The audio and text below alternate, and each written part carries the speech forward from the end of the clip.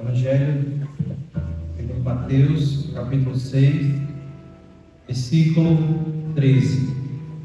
Quem encontrou, diga amém. Diz assim a palavra do Senhor: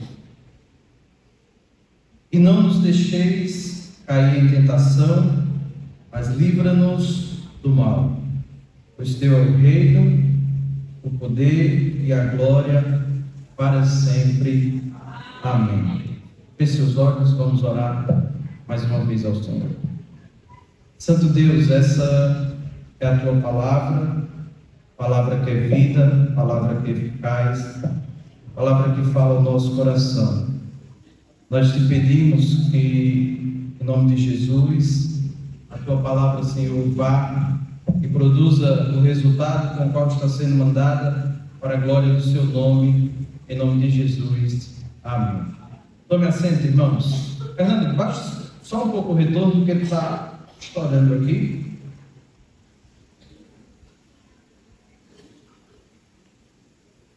Glória a Deus. Glória a Deus. Glória a Deus. Amém. Meus irmãos, o texto que nós lemos, ele faz parte da oração dominical, ou a oração que o Senhor Jesus, ele nos ensinou.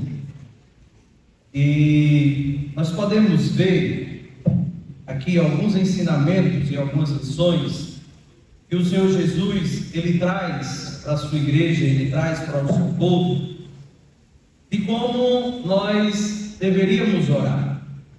E nós já vimos em alguns momentos aqui, nos nossos cultos de doutrina, quando nós falávamos a respeito da oração, alguns pontos que o Senhor Jesus ele nos instrui de como nós devemos nos apresentar diante de Deus.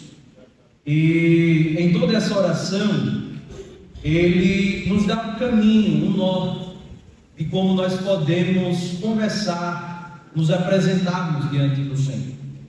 Mas na conclusão desse texto, ou na conclusão dessa oração, nós temos aqui o que nós chamamos da sexta petição, ou o sexto pedido que nós fazemos a Deus quando oramos.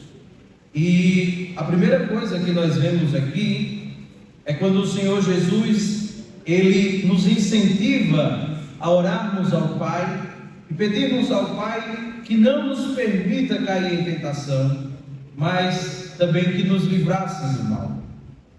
O pedido aqui, não nos deixe cair em tentação, mas livra-nos do mal, ele é um reconhecimento da nossa fraqueza e uma dependência de Deus diante dos desafios espirituais.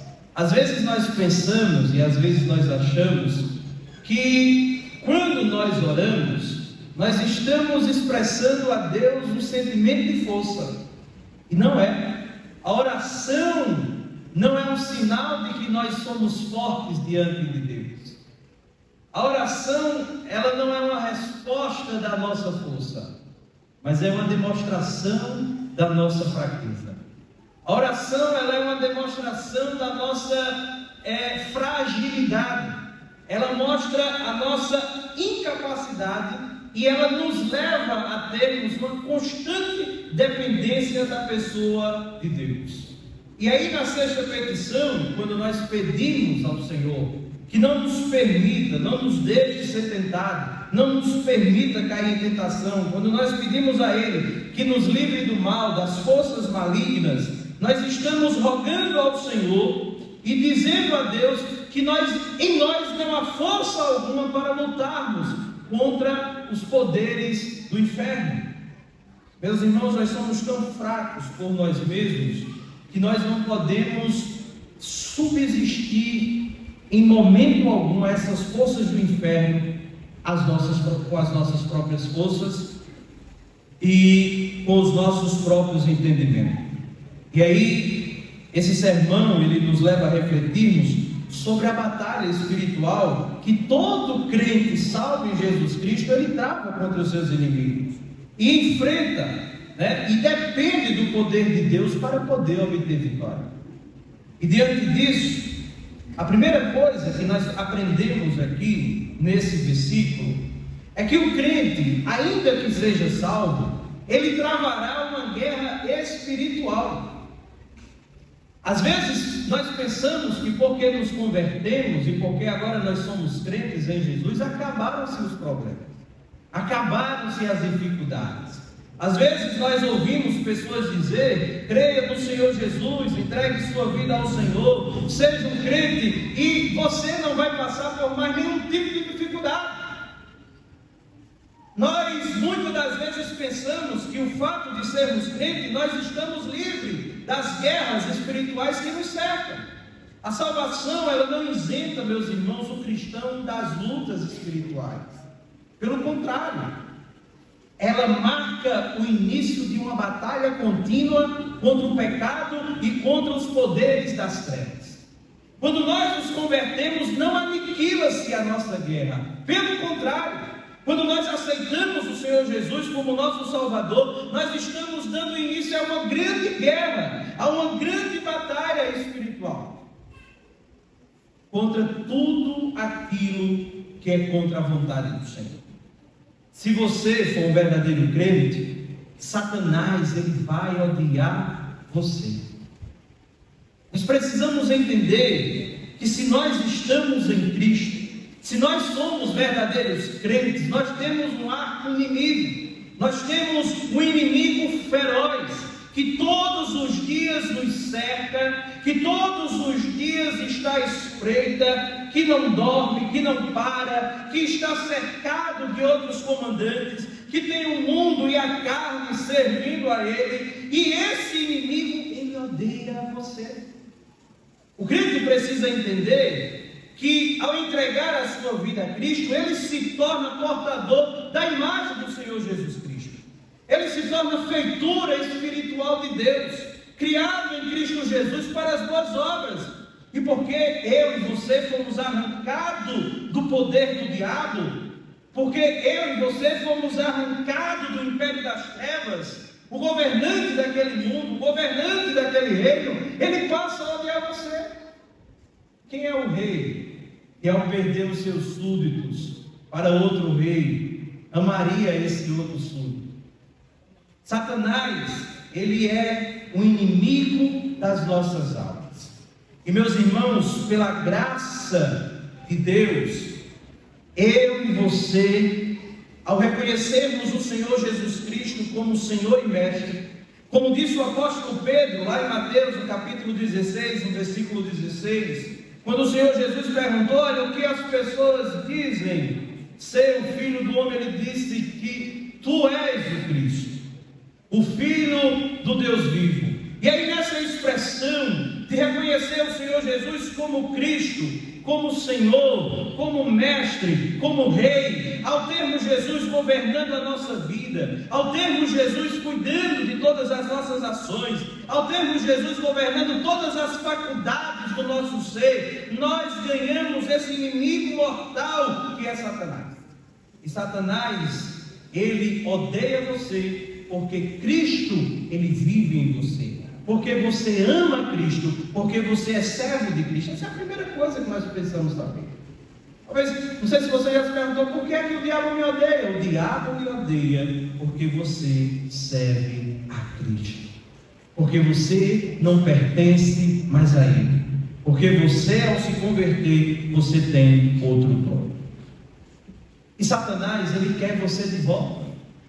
Como Jesus disse a Pedro, em Lucas capítulo 22, no versículo 31, ele disse: Simão, eis que Satanás vos reclamou, ou seja, pediu para vos peneirar como trigo. O Senhor Jesus chega para Pedro e diz: Pedro, Satanás pediu autorização para provar vocês. Ele pediu autorização para tocar em vocês. É a mesma coisa que acontece com Jó.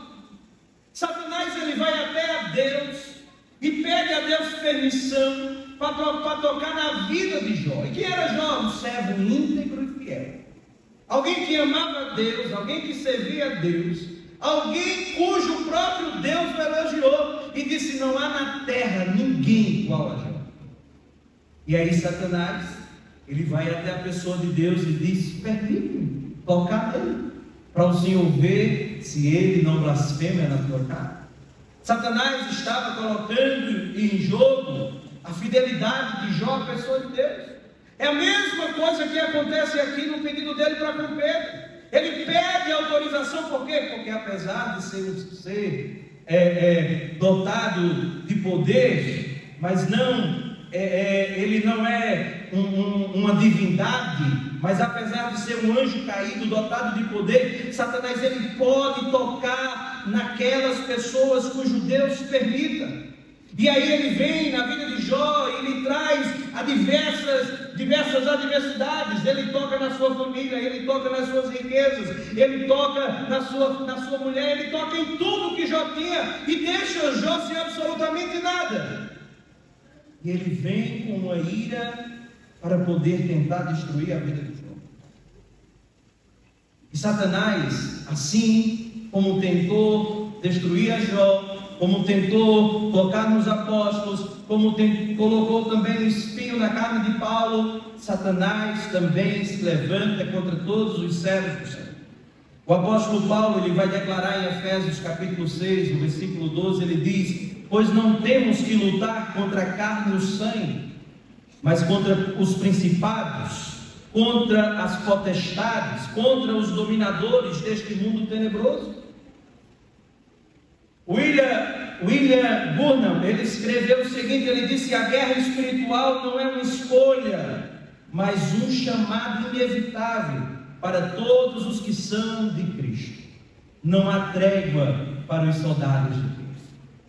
A guerra espiritual, ela não é uma escolha, nós não escolhemos, ela é um chamado inevitável para todos aqueles que são de Cristo.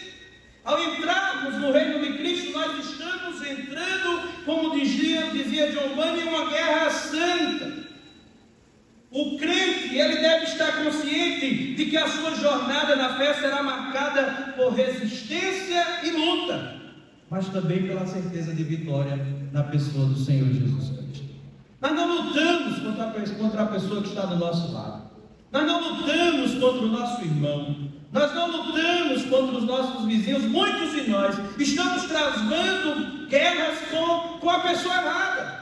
Muitos de nós estamos travando guerra com circunstâncias erradas. A guerra do crente não se dá unicamente na carne com pessoas. A guerra do crente, ela se dá nas regiões espirituais.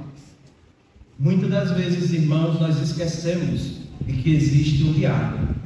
Muitas das vezes nós vivemos como se o diabo não existisse, como se os demônios não existissem, como se ao nosso redor a única coisa que existisse é isso que nós estamos vendo aqui agora, são as paredes, são as pessoas, são os irmãos. Não, existe um mundo espiritual ao nosso redor e nós precisamos nos lembrar disso. Existem anjos de Deus, mas também existem demônios ao nosso redor. E quem são esses nossos inimigos? O primeiro de todos eles é o diabo. Todo verdadeiro crente, meus irmãos, ele está envolvido no que a Bíblia descreve como guerra espiritual.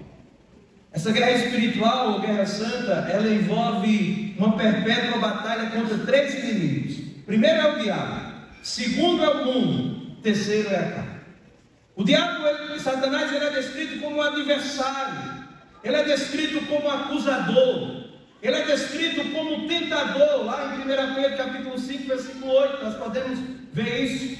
Ele busca devorar os filhos de Deus, levando-os ao pecado e à dúvida.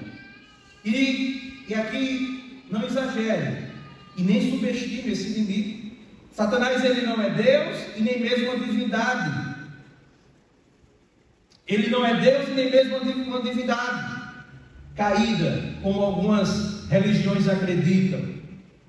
E nem tanto ele é poderoso, é apenas um anjo caído. No entanto, Satanás, ele é um inimigo poderoso.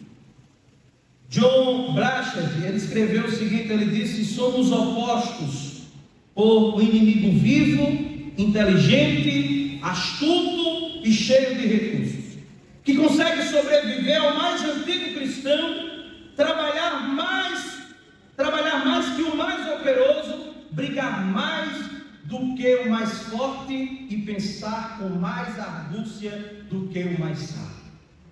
E aí nessa caminhada nós travamos o que chamamos dessa batalha feroz. A luta contra Satanás e os seus demônios, ela é feroz, e envolve forças da luz, e envolve o que chamamos também das forças das trevas. Principados das trevas, potestades e poderes estão sob o domínio e autoridade de Satanás, e estão sujeitos às suas ordens, as quais seus tenentes e demônios, as quais os seus tenentes e demônios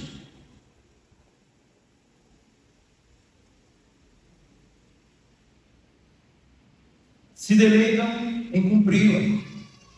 O exército, meus irmãos, de Satanás, ele é agressivo, ele é maligno, ele é cruel e pode estar até nos altos lugares em redor de tudo. A Bíblia diz que o mundo ele jaz no maligno. Existem influências satânicas em todos os lugares. Às vezes nós não a percebemos, mas lá está a mão do diabo.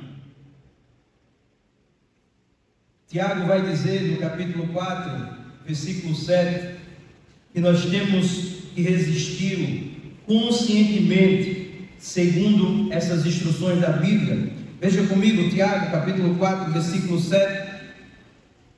O que Tiago nos diz a esse respeito?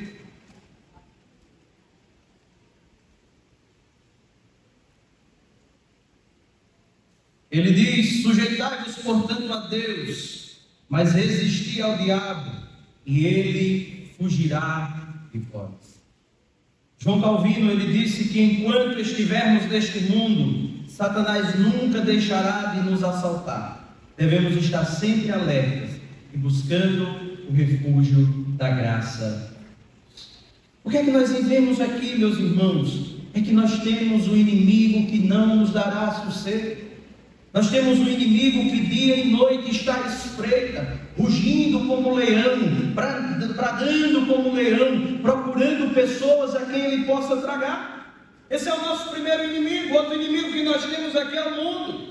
O sistema corrompido desse mundo é outro inimigo, e ele seduz com valores opostos aos valores de Deus. Tiago 4,4 adverte que quem quer ser amigo do mundo faz-se inimigo de Deus. A primeira luta que nós travamos é com o diabo. A outra luta que nós travamos é contra esse mundo, contra o sistema. O termo aqui usado na Bíblia, ele tem vários significados. O termo mundo usado, ele tem vários significados. É usado no bom sentido, que significa o mundo como criação ou propriedade de Deus. É usado também no mau sentido, significando o reino de Satanás no mundo, a soma de todas as coisas no mundo que são contrárias à pessoa de Deus. E esse mundo aqui, que é o nosso inimigo, é tudo aquilo que vai contra a vontade do nosso Senhor. E mesmo as coisas que no mundo são legítimas, que são boas, quando essas coisas elas são usadas por influência do diabo para nos afastar da pessoa de Deus, essas coisas aqui se tornam nossos inimigos. Porque talvez você possa pensar aqui na ciência, você possa pensar na arte, na literatura, você pode pensar no esporte, você pode pensar no trabalho, você pode pensar em amigos, você pode pensar talvez até em um relacionamento, coisas boas, coisas lícitas, coisas que nos são permitidos. Mas quando essas coisas elas se aderem ao sistema do mundo, e todas essas coisas elas caminham contrário à vontade de Deus, se tornam o nosso inimigo. Por quê? Porque tende a nos afastar da pessoa de Deus. Nada que por mais bom que seja, que nos afaste de Deus, é digno da nossa atenção. Existe também um mundo que é sempre aliado de Satanás, o mundo do orgulho pecaminoso, da concupiscência, dos prazeres, que tenta nos seduzir, nos levar a vivermos segundo as suas práticas e segundo as suas orientações. Nós temos aqui também outro inimigo, é a carne. O nosso próprio coração, diz o profeta Jeremias, ele é enganoso. A carne luta contra o espírito e e o Espírito contra a carne, como disse o apóstolo Paulo em Gálatas capítulo 5, 17. John Owen, ele vai dizer: se você não estiver matando o pecado estará matando você. O que significa carne aqui como aliada de Satanás? Quando a palavra carne ela é usada na Bíblia com mau sentido, ela não se refere apenas ao corpo humano, carne física, esse corpo que nós vimos, ou como muitas pessoas pressupõem, mas tem a ver com a natureza pecaminosa que ainda existe dentro de nós. O Senhor Jesus, quando Ele nos liberta do poder do diabo, Ele nos liberta do domínio do diabo. Entretanto, ainda em nós existe o que nós chamamos de uma velha natureza. Esses impulsos, esses desejos que dia após dia fluem dentro de nós, tentando nos chamar, nos atrair para longe de Deus, é o que nós chamamos de desejos carnais, de vontades carnais. Quando esses desejos eles vêm à tona, eles tentam nos minar da comunhão com o Senhor, eles tentam esfriar o nosso coração, eles tentam nos afastar de um relacionamento com Cristo. O apóstolo Paulo, ele afirma que o crente no qual habita o Espírito Santo, ele não pode estar na carne, ele não mais está na carne, no sentido de que ele não mais vive sob o domínio dessas coisas, apesar dessa velha natureza ainda estar na vida. Uma vez que nós fomos libertos por Cristo, esta carne que dia após dia tenta nos afastar de Deus, ela não tem mais poder sobre nós, ainda que esteja lá nos tentando, ainda que esteja lá tentando nos seduzir. Por isso o Senhor Jesus ele diz: não nos deixe cair em tentação, não nos permita nos entregarmos aos desejos da nossa velha natureza, não nos permita nos esquecermos do que o Senhor fez. Senhor, nos livre da tentação, nos livre do mal, nos livre do nosso arco inimigo. O Catecismo de Westminster, ele vai dizer a respeito desse tema da carne, ele diz: a carne, resíduo da corrupção pecaminosa da nossa natureza, é a razão dos inumeráveis fracassos e das quedas dos crentes em Cristo. Se não fosse a nossa natureza pecaminosa restante, as tentações de Satanás não seriam tão sérias. As tentações satânicas são tão pérfidas e quase sempre bem-sucedidas, porque há em nós resquícios de alguma coisa análoga a Satanás e totalmente contrária a Deus. Em outras palavras, ele está dizendo: nós cedemos ainda às pressões, nós ainda enfrentamos essas lutas, essas tentações que tentam nos arrancar da presença de Deus, porque em nós ainda habita resquícios daquele velho homem. Martinho Lutero, ele disse que quando havia se batizado, ele pensava que o seu velho homem havia morrido nas águas do batismo. E aí ele diz que passado alguns anos, ou passado algum tempo, ele percebeu que aquele velho homem sabia nadar.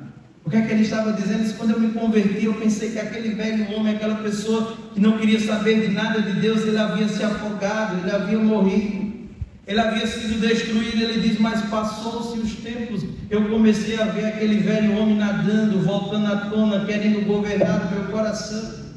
Então o crente, meus irmãos, na sua caminhada, ele sempre travará uma guerra santa, ele sempre travará uma guerra para poder vencer os inimigos da sua alma. Não ache que você vai viver nessa terra sem nenhum tipo de sofrimento. Não ache que você vai viver nessa terra sem passar por nenhum tipo de angústia, sem passar por nenhum tipo de perseguição, sem ser afrontado. Não ache que Satanás, que me governava antes de nós entregarmos a nossa vida a Jesus Cristo, não ache que ele está feliz com a nossa conversão. Satanás, ele está irado e ele lhe odeia, e ele usará todos os meios possíveis que ele tem em suas mãos para destruir a sua vida, para fazer com que você se esqueça do seu Senhor, para fazer com que você esfrie na sua fé e na sua caminhada. O seu inimigo não é o seu vizinho, não é o seu irmão, não são as circunstâncias. Nós precisamos olhar para o nosso verdadeiro inimigo e enfrentar o nosso verdadeiro inimigo na força do Senhor. Mas nós temos aqui uma outra coisa. Ainda que tenhamos um inimigo feroz, ainda que tenhamos um inimigo que tenta nos seduzir, ainda que tenhamos um inimigo diante de nós, Satanás, o mundo e a carne, tentando nos afastar dos caminhos do Senhor, nós precisamos entender que esse inimigo não pode fazer o que ele quer. Martinho Lutero dizia que o diabo, ele não passa de um cachorro na coleira de Deus. Quem tem cachorro é que sabe. O cachorro, ele só vai até onde você solta a coleira para que ele possa ir. Ele não faz o que ele quer, ele não vai para onde ele quer. Satanás não pode fazer o que ele quer. A boa notícia é que o crente, ele está sobre um governo, ele está sobre um domínio de um rei justo e verdadeiro. Por isso o versículo 13 continua, ele vai dizer: pois teu é o reino, o poder e a glória para sempre. Aqui nós temos a oração do Pai Nosso, e ela termina com o que nós chamamos de uma doxologia, que eleva os nossos corações até a majestade de Deus. Mesmo vendo a fúria do inferno se levantando contra nós, mesmo o Senhor Jesus dizendo assim, dizendo: orem para que vocês não sejam tentados, orem para que vocês não caiam em tentação. No final dessa oração ele nos traz uma doxologia, nos mostrando a grandeza do Deus a quem nós servimos. Primeiro ele vai dizer, pois teu é o reino. Apesar de Satanás ter o seu reino, ter os seus demônios ao seu favor, Deus é o rei sobre todos os reinos que existem sobre a face da terra. O Senhor, ele tem estabelecido, diz o salmista, o seu trono nos céus, e o seu reino domina sobre tudo e todas as coisas. Salmo 103, versículo 3, Salmo 103, verso 19. O reino de Deus, meus irmãos, ele é o domínio absoluto de sua soberania sobre tudo que ele criou e tudo que existe no mundo. O reino de Deus, ele se estende a todas as coisas que nós possamos imaginar. Ele é eterno, ele é inabalável, ele é perfeito. O reino de Deus, ele não tem fim. Apesar desse outro reino ser um reino feroz, o reino de Deus, ele subsiste, ele vai além, ele transcende todos os reinados que nós possamos imaginar. Os puritanos, eles acreditavam que o reino de Deus, ele não é limitado por fronteiras terrenas, mas ele se manifesta onde corações rendidos vivem para a glória de Deus. Todo cristão, ao ser regenerado, ele se torna um cidadão desse reino eterno. Quando nós somos salvos, nós deixamos de pertencer ao reino de Satanás e passamos a nos tornar cidadãos do céu. Passamos a nos tornar cidadãos desse reino eterno, desse reino que não tem fim. Por isso ele diz, pois teu é o reino. O reino não é do diabo, o reino não é dos demônios, o reino não é do inferno. Ainda que o mundo sofra as afrontas de Satanás nessa terra, todo domínio e todo poder sobre todas as coisas está na mão do nosso Deus Todo-Poderoso. Por isso ele diz também, pois teu é o reino, e ele diz, e o poder. O poder aqui, algumas pessoas, talvez, na nossa caminhada nós pensamos, e alguns teatros, eles apresentam isso, eu não sei se vocês já viram, aqueles teatros onde tem Jesus puxando a pessoa de um lado, e Satanás puxando a pessoa de outro. Meus irmãos, isso não existe. Não existe uma guerra onde Jesus tem que estar lutando contra o diabo. O diabo já foi derrotado na cruz do Calvário. O diabo já foi vencido. Ele não mais tem poder sobre a nossa vida, ainda que tente. Isso se chama tentação, ainda que ele venha tentar nos tentar, ainda que ele se levante contra nós para tentar nos derrubar, ele não tem força sobre aquele que nos transportou do império dele para o reino de seu Filho. O poder aqui não está nas mãos do diabo, o poder aqui está nas mãos de Deus. Ele diz, teu é o poder. Grande é o nosso Deus, diz o salmista no Salmo 147, verso 5, ele diz, grande é o nosso Deus e de muito poder, o seu entendimento não se pode medir. O poder de Deus, meus irmãos, ele é absoluto, soberano e inesgotável. Ele criou todas as coisas pela sua palavra e sustenta o universo pela força da sua vontade, diz os autores Hebreus capítulo 1, versículo 13. Esse mesmo poder é a fonte da nossa salvação e transformação, garantindo que Deus é capaz de cumprir todas as suas promessas. Aquele que nos chamou, aquele que nos salvou, aquele que nos transportou do império das trevas, ele tem todo o poder e ele pode fazer o que ele quiser no céu, na terra e no inferno, porque tudo está debaixo do controle das suas mãos. O poder de Deus governa o mundo e dirige até mesmo os eventos mais pequenos para cumprimento da sua vontade, dizia João Calvino. Ele sustenta todas as coisas e nada escapa das suas mãos.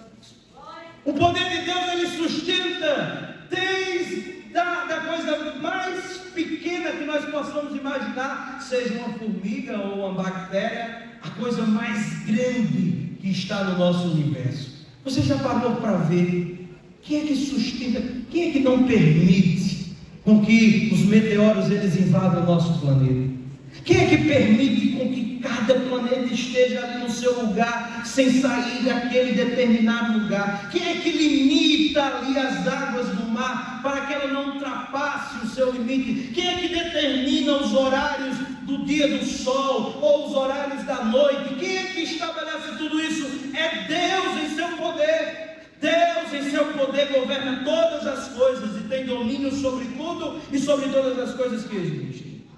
O poder de Deus, meus irmãos, ele é a fonte de confiança do cristão, pois não há força maior ou rival maior que possa frustrar os seus planos.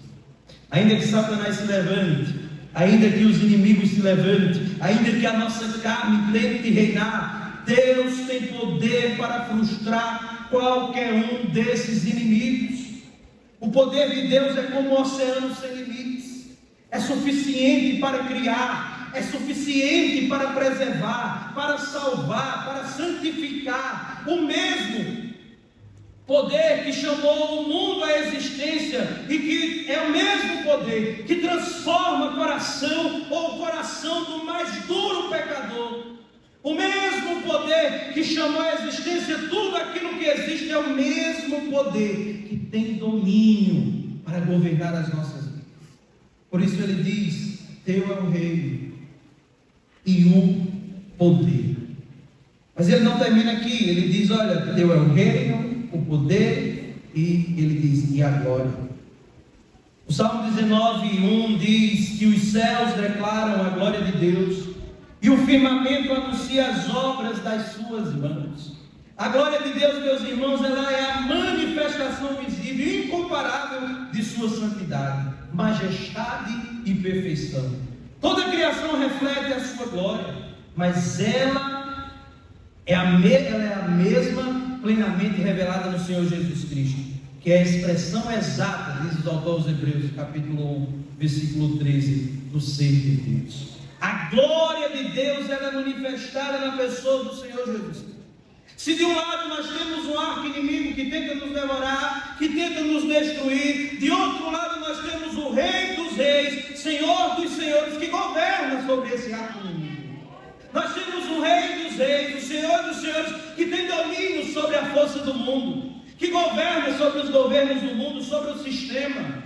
Se de um lado nós temos a carne, que ainda tenta nos trazer os desejos passados que outrora nós temos o Senhor Jesus Cristo revelando que em nós há uma nova vida, uma nova esperança. Você não é mais escravo desses inimigos, agora eu e você somos escravos do Senhor Jesus Cristo, servo deles, chamados por eles para viver uma vida santa e pura diante do Deus verdadeiro.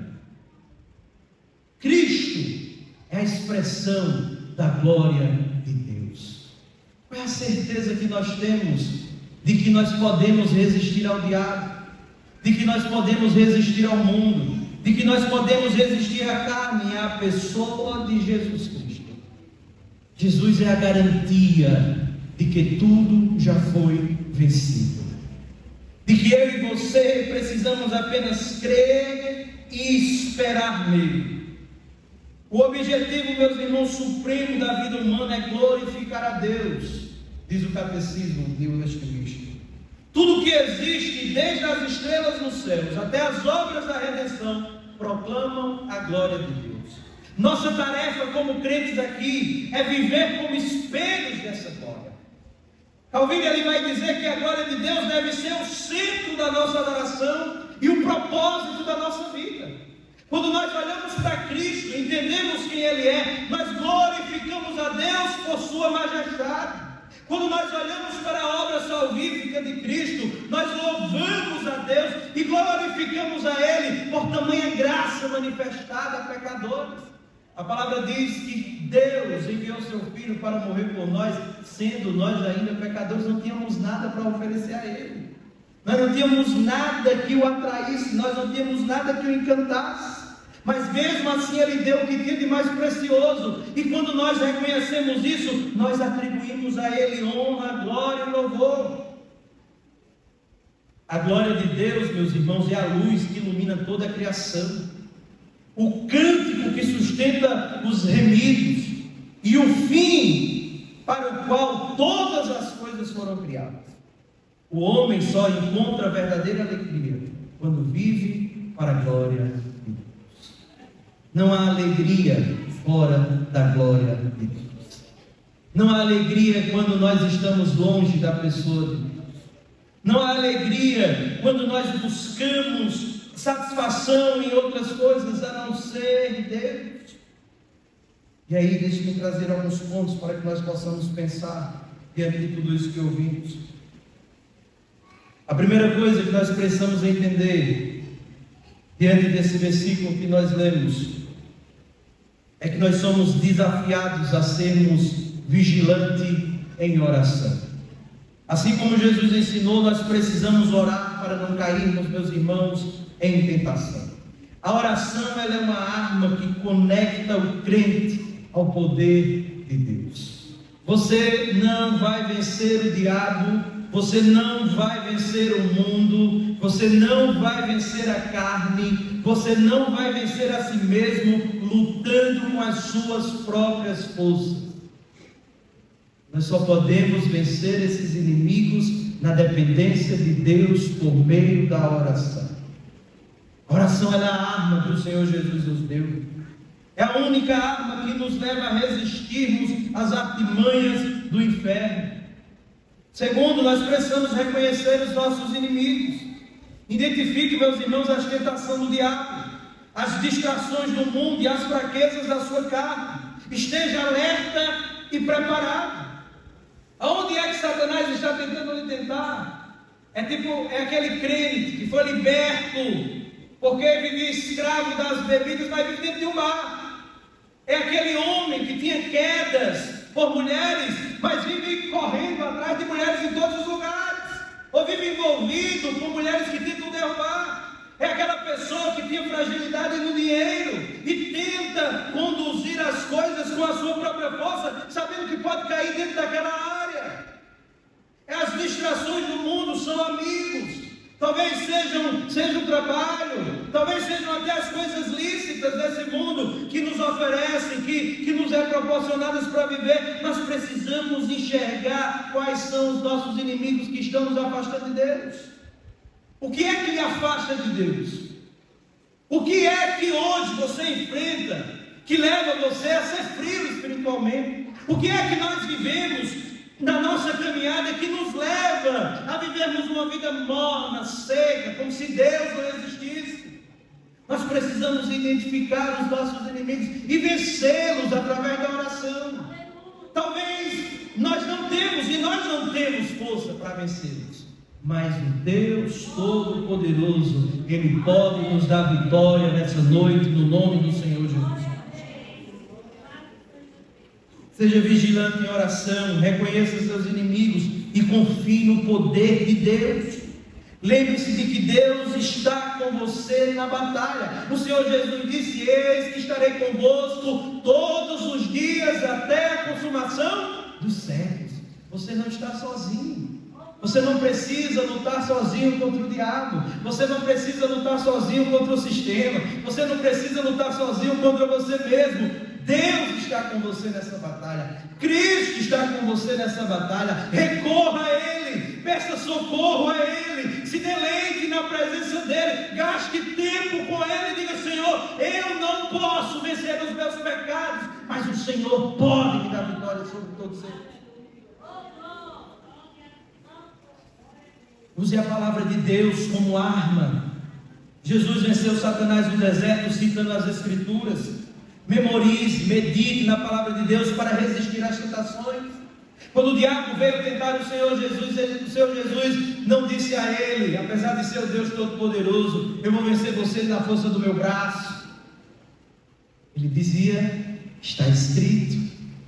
Jesus não precisou puxar a espada. Jesus não precisou puxar uma arma. Jesus não precisou chamar uma multidão de gente. Jesus usou apenas a palavra de Deus. Ele dizia: está escrito. Memorize a palavra de Deus. Meus irmãos, as Escrituras Sagradas é a arma que nós temos, que Deus nos concedeu para vencermos todos os inimigos da nossa alma, todos os inimigos da nossa vida. As Escrituras, elas nos mostram tudo o que nós precisamos saber para vivermos uma vida para a glória de Deus. No nosso trabalho, ela nos ensina como nós devemos proceder. Na nossa família, ela nos ensina como nós devemos conduzir a nossa casa. Em meio aos nossos amigos, ela diz quais são os tipos de amigos que nós precisamos ter. Dentro da igreja, ela nos fala qual é o procedimento de um verdadeiro crente. Na nossa própria vida, ela nos dá todo o norte que nós precisamos para viver uma vida santa e para vencermos todas as artimanhas do inferno. Você não precisa fazer campanha. Você não precisa que um pastor coloque a mão na sua cabeça. Você não precisa subir um monte 7 semanas para receber alguma coisa. Você não precisa de água ungida. Você não precisa de um manto, de uma gravata. Você não precisa de uma caneta ou de um copo d'água em cima da televisão. Você precisa unicamente de Jesus Cristo, da oração e da palavra de Deus, e mais nada. É assim que nós obtemos vitórias contra os nossos inimigos. E por fim, nós precisamos caminhar em unidade, em comunidade. Precisamos estar junto à igreja do Senhor. Nós precisamos buscar encorajamento e apoio uns dos outros. Meus irmãos, aqui não é um ringue onde nós estamos esperando o adversário se levantar para derrubarmos uns aos outros. Essa casa, esse povo reunido, são aqueles que nós podemos chamar de irmãos da fé, que devem nos incentivar uns aos outros. Você não foi chamado. Meus irmãos, nós já temos o diabo, nós já temos o mundo e nós já temos a carne para tentar derrubar o crente. Você não precisa ser mais um inimigo contra a vida do irmão. Você tem que ser alguém que vai orar pelo seu irmão. Você tem que ser alguém que vai interceder pela vida do seu irmão. Você tem que ser aquele que, quando vê o seu irmão caído, passando por algum momento de adversidade, de luta, você tem que dizer: meu irmão, conta comigo, eu estou aqui ao seu lado para orar com você, para interceder por você, para caminhar com você. Não existe esse negócio também de ser crente sozinho em casa, como nós temos agora um movimento chamado desigrejados. Não existe crente em casa, não existe esse negócio de ser crente em casa. Nós precisamos da unidade uns dos outros. Nós precisamos da comunhão uns dos outros. Nós precisamos de homens santos que Deus levanta para nos instruir nos caminhos do Senhor. Por isso, ame a sua igreja, ame o seu pastor, ame os oficiais da sua casa, ame os professores que lhe ensinam, ame o irmão que está ao seu lado, que nos momentos de adversidades e lutas ele vai estar intercedendo por você. Nós precisamos estarmos juntos, caminhando. E por fim, meus irmãos, a batalha espiritual ela é real, mas ela não é travada em vão. O crente é chamado a lutar com confiança em Deus, que já venceu o pecado, que já venceu o mundo, que já venceu Satanás lá na cruz do Calvário. Que nós possamos, como Jesus, que nós possamos, como Jesus nos ensinou, buscar a proteção e o livramento de Deus, que Ele é fiel para nos guardar e nos proteger. A você que é crente, aqui está, nunca se esqueça que a sua guerra espiritual, ela só cessará naquele grande dia, quando o Senhor vier buscar a sua igreja, ou quando você partir para se encontrar. A você que está aqui e não é crente, talvez não exista luta sobre você, porque Satanás se levantaria, se o seu coração talvez ainda não pertença ao Senhor Todo-Poderoso. Talvez você venha aqui a essa casa, mas quem manda na sua vida é você. Quem toma as decisões da sua vida é você. Quem governa a sua vida é você. Então não tem por que ter luta. Mas essa noite você pode sair daqui, parece até contraditório, mas você pode sair daqui tendo o inimigo travado. Porque hoje o Senhor lhe chama para ser um verdadeiro crente, para fazer parte de um reino que não tem fim, um reino que é eterno. O reino do diabo, ele nos oferece tudo e todas as coisas que você imaginar. Satanás, ele pode lhe dar, mas ele não pode lhe dar alegria eterna. Você já buscou alegria em tantas coisas, já buscou alegria nos prazeres, você já buscou alegria em mulheres, você já buscou alegria em bebidas, você já buscou alegria em amigos, talvez em faculdade, talvez até em trabalho, e até hoje você está buscando alegria porque você nunca encontrou. Você só vai encontrar a alegria verdadeira naquele que tem o poder, aquele a quem pertence a glória e aquele que tem o domínio sobre tudo e todas as coisas, que se chama Jesus. E nessa noite Ele convida você, Ele chama você a abandonar esse velho mundo. Talvez você diga: pastor, mas eu não tenho força. Não precisa vir com força, Ele é quem dá força a você. Talvez você diga: pastor, eu estou aqui tentando buscar a Deus, mas quanto mais eu busco, quanto mais eu tento servir a Deus, eu não consigo. É como se tivesse uma força maior que me traga, e é verdade. Mas hoje o Senhor Jesus tem poder de libertar você dessa força que lhe domina.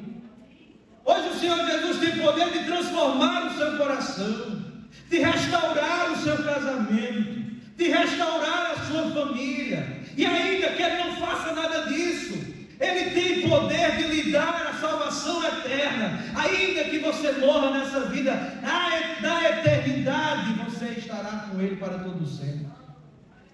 Você pode viver até morrer com os problemas aqui na vida, mas há uma promessa de que um dia tudo isso terá fim. E Apocalipse vai dizer que naquele grande dia haverá um novo céu e uma nova terra, onde não há domínio do inferno, aonde não haverá morte, aonde não haverá dor, aonde não haverá luta contra pecado, aonde não haverá tentação, aonde não haverá adversidade. Essa é a promessa que Deus tem para você. Deus está nos oferecendo nessa noite, Deus está oferecendo a você nessa noite uma vida verdadeira ao lado dele. Não viva longe do Senhor. Entregue a sua vida ao Senhor. Arrependa-se dos seus pecados. Abandone o seu velho homem. Abandone o sistema. Abra mão do domínio do inferno. E dedique o seu coração ao seu verdadeiro Rei, que se chama Jesus Cristo.